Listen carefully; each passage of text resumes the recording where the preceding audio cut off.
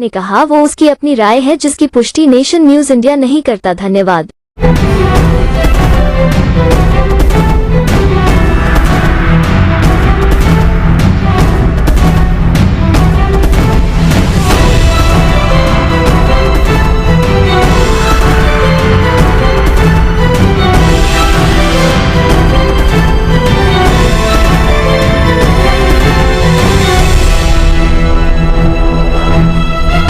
आज हैं हम जल सिंह स्टेडियम के अंदर और ये 31वां अधिवेशन हो रहा है। कर्मचारी त्राही कर रहा है और सरकार के कानों पे कोई जू नहीं रेंग रही है और इन कर्मचारियों की मांग है ओपीसी और वेतन आयोग शीघ्र से शीघ्र लागू किया जाए। हमारे बीच में तेज तरार नेता दीपक चौधरी जी हमारे बीच में आए, उनसे हम जानकारी लेते हैं कि जो 3 दिन का अधिवेशन है उस अधिवेशन में किन मुद्दों को लेकर बात हुई। दीपक चौधरी जी, मैं आपका धन्यवाद अभिनंदन है। बहुत बहुत धन्यवाद आपका। दीपक चौधरी जी, ये जो 31वां अधिवेशन जो चल रहा है और यहाँ लाखों की तादाद के अंदर कर्मचारी आए, उन्होंने अपनी समस्या को रखा, क्या मांग है और किन समस्याओं को लेके आपने यहाँ धरना प्रदर्शन यानी अधिवेशन किया है? देखिए, भारत की राजधानी दिल्ली के इस करनैल सिंह स्टेडियम में ये जो विशाल मंच लगा हुआ है, इस पे जो बड़े बड़े नेता लोग बैठे हुए हैं, ये सिर्फ और सिर्फ इसलिए बैठे हैं कि पूरे भारतीय रेलवे के कर्मचारियों की समस्याओं को यहाँ से समाधान कराया जाता है। जो जोनल रेलवे पे समस्याएं समाधान नहीं होती हैं, उसको इस मंच से उठाया जाता है और हमारे महामंत्री विनोद राय जी ने यहाँ आकर के अपनी समस्याओं को बताया है। जो समस्या हमारे जोनल रेलवे पे सॉल्व नहीं होती हैं, उसको राघवैया साहब को ये बताते हैं और यहाँ पीएनएम के बोर्ड के मीटिंग में उन समस्याओं पर डिस्कस होता है और उसका सॉल्व होता है। चौधरी साहब, आपने दिल्ली का रामलीला मैदान को भरा, जंतर मंतर पर धरना प्रदर्शन किया, आपने गोरखपुर के अंदर धरना प्रदर्शन किया, लेकिन ओपीएस की मांग को लेकर सरकार के कानों पे कोई जू नहीं रेंगी है।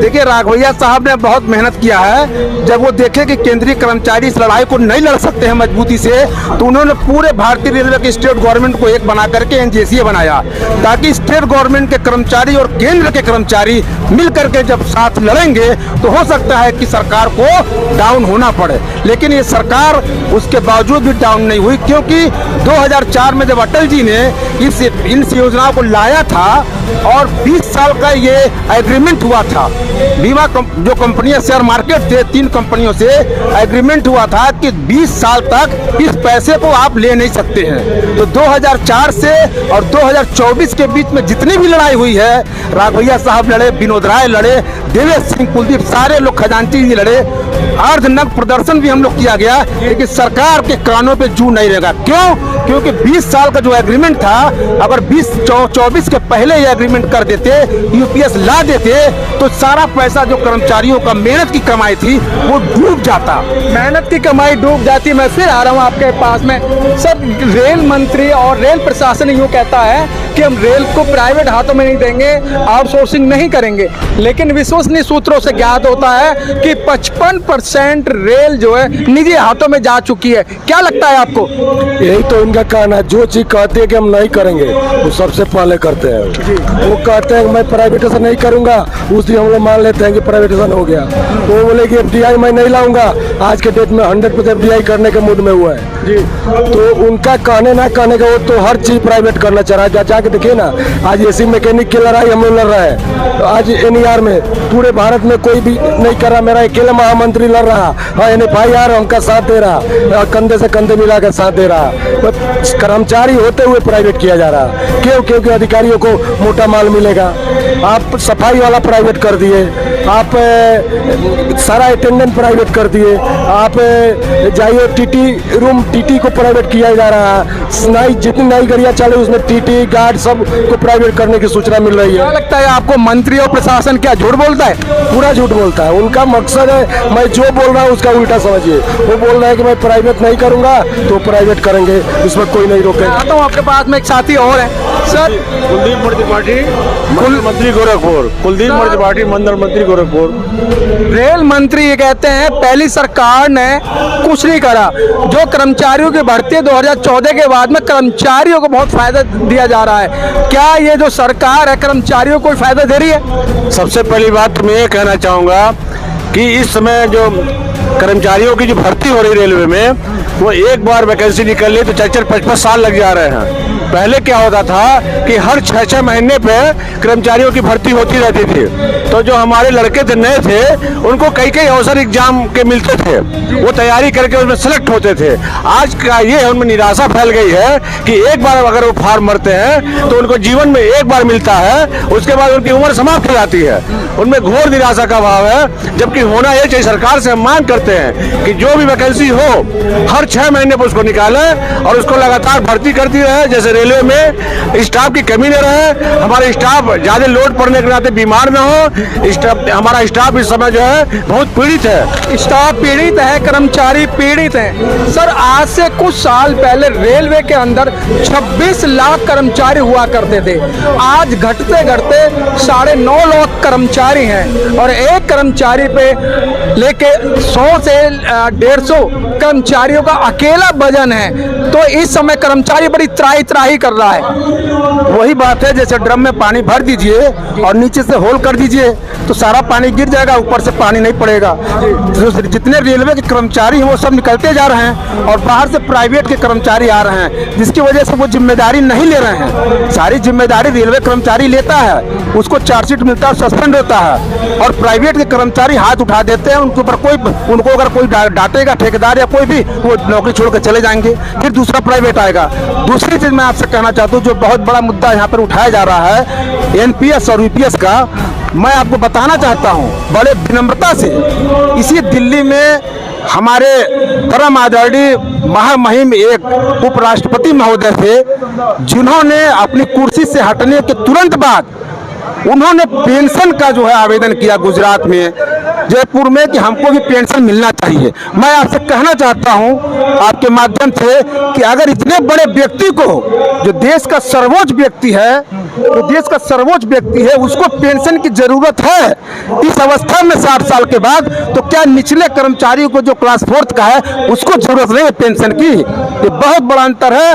मैं आपको बताना चाहता हूं कि सरकार को मनन करना पड़ेगा और भगवान के यहाँ देर अंधेर नहीं है। आज उनके कान खुल गए। चौधरी जी, बात ही है, जब मंत्री से बात होती है, प्रशासन से बात होती है, वो ये कहते हैं जितने इस समय रेल कर्मचारी काम कर रहे हैं उससे कई गुना रिटायर हो चुके हैं। अगर हम ये ओपीएस देते हैं तो दिवालिया हो जाएंगे, सरकार के पास पैसा नहीं है। नहीं, मेरा कहने का मतलब ये है कि जब हमारे माननीय अटल बिहारी वाजपेयी जी ने 2004 में पेंशन व्यवस्था खत्म की और एनपीएस लाया, तो क्या उनके दिमाग में ये ना आया कि एक निरीह कर्मचारियों का पेंशन, उनके परिवारों की जो सामाजिक सुरक्षा है उसको हम खत्म कर रहे हैं, और हमारे विधायक, सांसद, राज्यपाल, ऐसे लोगों को हम पेंशन लागू किए हुए हैं? क्या ये अंधेर नहीं किया उन्होंने? लेकिन सर, वो तो सामाजिक कार्यकर्ता है, उनके पास सुबह से लेकर 500 आदमी आते हैं, उनकी चाय पानी का भी तो उन्हें खर्चा करना है। अगर कर्मचारी हमारा 18,000 25,000 पाता है निचला कर्मचारी, तो उनको 2500 लाख रुपया महीना मिलता है सर, वो खर्च कर सकते हैं। उनकी तुलना कर्मचारी से मत करिए, समझ रहे हैं ना?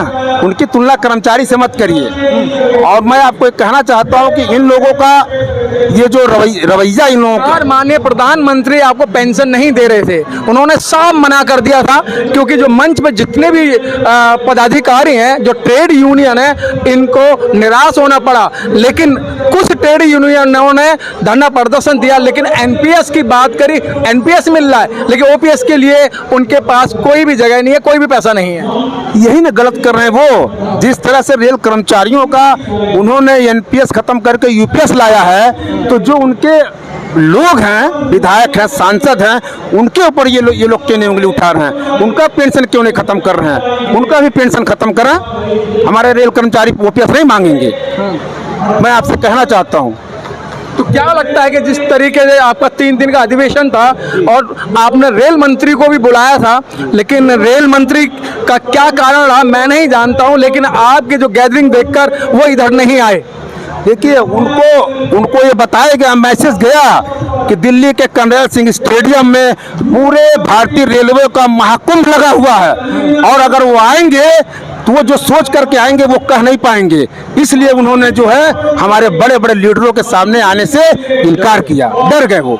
तो क्या लगता है कि जिस तरीके से इस समय भारतवर्ष के अंदर खास तौर से रेल के अंदर कुछ अच्छा नहीं चल रहा है, उसको ठीक कैसे किया जाएगा? देखिए, कुछ बड़े लोग हैं, बड़े बड़े पूंजीपति हैं, वो लोग उनको हैंडल कर रहे हैं। सारे जो भी काम हो रहा है बड़े बड़े लोगों के द्वारा हो रहा है, इसलिए जो रेलवे जो है बहुत नीचे की तरफ जा रही है। और आने वाले समय में अगर यही रहा, और आप कह रहे हैं रेल नीचे जा रही है, रेल तो विदेशों के अंदर मोदी जी वाह लूट रहे हैं, अर्थव्यवस्था बड़े अच्छे पैमाने पे चल रही है, आप कह रहे हैं कि रेल जो है नीचे जा रही है। ठीक है, अर्थव्यवस्था हमारी अच्छी है, इसमें कोई दो राय नहीं है, लेकिन रेलवे में जो ये नई नई ट्रेनें आ रही हैं ये भी अच्छी बात है। वंदे भारत और भी जो ट्रेनें आ रही है अच्छी बात है, ट्रेनों का विकास होना चाहिए, चेंज होना चाहिए। लेकिन जो कर्मचारियों की हालत है, रेल के कर्मचारी जो काम कर रहे हैं और एक समय पे रिटायर हो रहे हैं, उसके बाद उनके बच्चों का जो है, उनके बच्चों का भविष्य खराब हो रहा है। ना सरकारी नौकरियां हैं, हॉस्पिटल के रेलवे में उनको सर, हॉस्पिटल के अंदर ओटी असिस्टेंट की भी हालत कोई ठीक नहीं है। इन जो ओटी असिस्टेंट भर्ती हुए थे वो ओटी असिस्टेंट ही रिटायर होंगे, लेकिन एक जो सफाई कर्मचारी पढ़ा लिखा भर्ती होता है वो मतलब अच्छे पद तक पहुंचाता है, अधिकारी बन जाता है, लेकिन ओटी असिस्टेंट पट्टी करने वाला, ड्रेसिंग वाला ही रह जाता है। ये भी दोहरी नीति है, ये भी गलत है, वो भी गलत है, हर हाल में गलत है। नियम सबके लिए बराबर होता है और उनके लिए भी हम लोग लड़ रहे हैं। देखिए, प्रमोशन का अधिकार सबको है, रेल की सुविधा हर किसी को है, चाहे छोटा हो बड़ा हो, चाहे हॉस्पिटल का हो, चाहे कारखाना का हो, चाहे सिविल का हो, चाहे आपको रेलवे लाइन तो चलने वाला हो, छोटा क्रम से बड़ा हो, सबको प्रमोशन मिलना चाहिए। सबको प्रमोशन मिलना चाहिए। क्या नाम है आपका? मेरा नाम फिरोजुल हक है, मैं chief OS any railway Gorakhpur GM office में कार्यरत हूँ और पीआरकेएस यूनियन से जुड़ा हूँ, वहाँ का मैं मुख्यालय मंडल मंत्री हूँ जी। कहना ये है सर कि आप भाई से बोल रहे थे कि रेलवे आप कह रहे हैं कि कैसे नीचे जा रही है, तो ये मैं बता दूं, रेलवे का जो पैमाना था जो अंग्रेजों के टाइम से चल रहा था और जो रेलवे ने जो अपने आप को अपनी छवि बना रखी थी पूरे हिंदुस्तान में, सर्वप्रथम सबसे बड़ा अगर कोई यूनिट था वो रेलवे था जी। आज रेलवे को बिल्कुल गर्क में करते जा रहा है। क्यों कर रहे हैं? इसकी वजह बस एक है, क्या? कर्मचारियों का शोषण करना। जितनी वैकेंसियां भरनी चाहिए, जितने कर्मचारी रहने चाहिए वो कर्मचारी नहीं है। जो लोग रिटायर हो गए उनका फिलअप नहीं किया जा रहा, पहला चीज। दूसरी चीज कि सब प्राइवेटेशन किया जा रहा। क्यों भाई? आखिर प्राइवेटेशन इसलिए करा जा रहा है जब इनके सरकार से बात होती है, प्रशासन से बात होती है कि सरकारी कर्मचारी काम नहीं कर रहा है, इसलिए प्राइवेट हाथों में दिया जा रहा है। अच्छा ये बताइए कि अगर प्राइवेट सारे कर्मचारी काम करने वाले हैं, अभी तक क्या सरकारी कर्मचारी काम नहीं कर रहे होते तो आज इतना विस्तार और रेलवे हुआ, वो कहाँ से? वो क्या प्राइवेट कर रहे थे? पहले ये बताइए, बेसिक आप ले आइए, क्या प्राइवेट पहले था? लोग अच्छी सुविधा दे रहे हैं सरकारी से। ऐसा सर, ये सिर्फ कहने वाली बातें हैं। वो जो आज के टाइम में प्राइवेट करने का बस सिर्फ एक अपने को ढकना, अपनी गलतियों को छिपाने के लिए उन्होंने एक बना रखा कि प्राइवेट जो है कर्मचारी बहुत अच्छा काम कर रहा है। आज भी भाई साहब जो भी रेलवे के अंदर काम करने वाले वो सरकारी हैं। प्राइवेट और सरकारी में फर्क आप सुन लीजिए। सरकारी कर्मचारी डरता है, भयभीत रहता है कि अगर कहीं मैडम वो सरकारी कर्मचारी 11 बजे आता है और 1 बजे अपना लंच करने के बाद में 4 बजे ऑफिस खाली कर देता है। ये आप कैसे कर सकते हैं? अगर जो टाइमिंग है वो टाइमिंग से ही खत्म होता है। कर्मचारी आप 4 बजे नहीं जाता है, ये कहीं नहीं है। और कर्मचारी बहुत त्राही कर रहा है और कर्मचारियों को एक आशा, एक उम्मीद है। क्या संदेश देना चाहते हैं आप लोग? देखिए, जैसा आपने कहा कि सरकारी कर्मचारी काम नहीं करते। नहीं कह रहा सर। नहीं, आपने सवाल किया। मैं ये कहना चाहता हूँ, मैं आपको बताना चाहता हूँ कि लोकतंत्र में जो बहुत बड़ा चुनाव होता है उसमें सभी सरकारी कर्मचारियों की ड्यूटी लगाई जाती है और पूरी ईमानदारी से वो ड्यूटी करते हैं और लोकतंत्र का चुनाव समाप्त करते हैं। दूसरी चीज कि अभी कोरोना में देखिए, तंत्र से चुनाव कहाँ हो रहा है अब? लोग एक मसीहा से डॉक्टर अंबेडकर जी वो कहते थे कि अब रानी के पेट से राजा पैदा नहीं होगा, अब बैलेट पेपर से पैदा होगा। ईवीएम को आप देख रहे हैं, आप जब चुनाव लड़ते हैं तो ईवीएम का मसला आ जाता है कि ईवीएम से जीत के आ रहा है, ईवीएम से जीत के आ रहा है। अब लोकतंत्र तो धराशायी कर दिया ना। नहीं, ऐसा नहीं है, ऐसा नहीं है। जहाँ जो जितना जैसे वोट पड़ता है वो वोट काउंटिंग होता है, उसमें मैं कुछ नहीं बोलूंगा। लेकिन जहाँ तक सवाल है, कोरोना में सारे रेलवे कर्मचारी, सारे केंद्रीय कर्मचारी, सारे स्टेट के गवर्नमेंट के कर्मचारी ने अपनी ताकत झोंक दी थी। क्यों नहीं प्राइवेट के लोगों ने आगे आकर के काम किया ये? तो मैं कहना चाहता हूँ आपके माध्यम से कि सरकारी नौकरियां सरकार खत्म ना करे, उसको बहाल करे ताकि युवाओं का जो फ्यूचर है वो सफल हो सके। बहुत बहुत धन्यवाद। क्वेश्चन था उसका मैं पूरा कर दूं। अभी आप कहे कि सरकारी कर्मचारी काम नहीं करते हैं। मैंने कहा था प्रशासन नहीं, अगर प्रशासन करा तो प्रशासन गलत है। कैसे का आदमी चला जा रहा है, कुछ क्या कर रहा हूँ? ये जिम्मेवारी प्रशासन की। अगर हम टाइम से भाग रहे नहीं कर, मेरे पुलिस करिए। 2 आदमी करते हैं, पूरे कर्मचारी को दोषी कहिएगा? 2 कर्मचारी भागते हैं, 98 कर्मचारी काम करते हैं, उनके लिए कोई नहीं कहता कि वो क्यों काम कर रहे हैं। वो एक्स्ट्रा काम, वो 2 आदमी जो भागते हैं उनका काम, वो काम 98 कर्मचारी करते हैं। इसलिए सरकार का पगडंडा है कमजोर करने के लिए कि आप विरोध नहीं कर सके। मैं विरोध ना करूं इसलिए नया नया पगडंडा हुआ जाता है। आप पेंशन की बात कर रहे हैं, अगर मेरा दबाव नहीं रहता तो यूपीएस नहीं लाते। वो एफआईआर का दबाव है। लेकिन हम कर्मचारियों का एक है कि एक और यूनियन है IRF, जिसने जाकर उनसे मिल लिया, जिसके करते यूपीएस वो लागू कर दिए। नहीं तो जिस तरह दबाव एफआईआर ने मनाया था, अगर उसी तरह उसने भी मनाया होता तो आज हम यूपीएस लेके खुश रहते और हर कार्य होता। कोई कार्य नहीं होता, इसके पीछे कारण है ये। ओपीएस नहीं मिलेगा आपको। मिलेगी क्यों नहीं सर? अगर हम एक होकर लड़े ना, ओपीएस का मैं जो कहूंगा वो देंगे। अगर ओपीएस आप अभी बता रहे थे, इनसे क्वेश्चन किए कि ओपीएस क्यों देगा, सरकार पे लोड पड़ेगा, तो मैं अपने महानुभाव लोग 3-3 ओपीएस क्यों ले रहे हैं? उनको ओपीएस विधायक का चाहिए, राज्यसभा का चाहिए, सांसद का चाहिए, 3-3 चाहिए। लेकिन आपने कभी ऑब्जेक्शन नहीं करा? आप कभी कोर्ट में गए कि मंत्री और विधायकों को पेंशन मिला? जीते हुए हैं सर, कोर्ट से हम लोग जीते हुए हैं। आप बार सोचते, कोर्ट ने तो ऑर्डर किया कि ओपीएस जो पुरानी पेंशन है वो देना पड़ेगा, कोर्ट का लेटर है, उसके बाद भी ये नहीं मान रहा है। एफआईआर ने कोर्ट में कंप्लेन किया था और कोर्ट से जीता है। लगता है इस अधिवेशन से सरकार के कानों पे कोई जुड़ेंगेगा? अरे जुड़ इनका डर तो है, इसलिए रेल मंत्री नहीं आए। आते तो उनको जवाब देना पड़ता। प्रोटोकॉल था ना, बारिश भी हो रही थी। ऐसी कुछ नहीं है, कोई प्रोटोकॉल आ जाते हैं, आने वाला को कोई रोक नहीं पाएगा। हम लोग पूरे भारत से लोग आए हैं ना, ट्रेन लेके, किसी को रिजर्वेशन मिला, किसी को नहीं मिला, कोई खाया। तो क्या लगता है आपको रेल मंत्री को आपके एसोसिएशन से डर लग गया? रियली डर के नहीं आए हूँ, मैं तो खुले मन से कह रहा हूँ को डर से नहीं आए। इसलिए कि जवाब कैसे देंगे? 4 नेताओं को झूठ बोल सकते हैं, 40,000 लोग से झूठ नहीं बोल पाएंगे। नजर मिलाने के डर से नहीं आए वो, और उनको ओपीएस देना पड़ेगा। मैं जैसे बार बार कहा जा रहा है कि कर्मचारी काम नहीं करते हैं, मैं आपको बता दूं लगभग 99% ऑफिसों में इसमें बायोमेट्रिक लग चुका है। सुबह भी हाजिरी होगी और शाम का भी अटेंडेंस होता है। कर्मचारी को प्रतिदिन टारगेटेड काम होता है, उस समय में उनके अपने टारगेट काम को पूरा करके ही घर जाना होता है। अगर वो उस समय में काम नहीं करते हैं तो चार्जशीट पाएंगे, इंक्रीमेंट बंद होगा उनको। कोरोना पीरियड इसका एग्जाम्पल है। तो कैसे कहा जा सकता है कि सरकारी कर्मचारी काम नहीं कर सकते? हमारे सरकारी कर्मचारियों ने तमाम लोगों के प्राण गए हैं कोरोना में, और हमेशा हमारे सेना कौन है? सरकारी कर्मचारी नहीं है, वो पूरे देश की रक्षा करते हैं, इससे हम सुरक्षित हैं। पुलिस कर्मचारी कौन है? वो भी दिन रात रक्षा करते हैं। कोरोना में भी उन लोगों ने काम किया। तो कैसे कोई कह सकता है कि सरकारी कर्मचारी काम नहीं कर सकते हैं? सरकारी कर्मचारी पूरी तरीके से जिम्मेदार होते हैं, पूरी तरीके से काम करते हैं। ये बताइए, हम बोलो क्या कहना चाह रहे हैं? मेरा ये कहना कि जो पेंशन की बार बार आप लोग बात कर रहे हैं, वो लोग 3 जगह अगर हुए, विधायक हुए, सांसद हुए या नीचे, तो सारी पेंशन पेंशन उन्हें चाहिए। आज जो 60 साल वो सामाजिक कार्य करता है, उन्हें ब्याह शादी में भी जाना होता है, उन्हें कन्यादान भी देना होता है, उन्हें अस्पताल में भी जाना होता है, उन्हें सुविधा देनी होती है। अच्छा ये बताइए, उनको सुविधा देनी होती है, उनको हॉस्पिटल भी जाना होता है। क्या हम लोग रोबोट हैं क्या?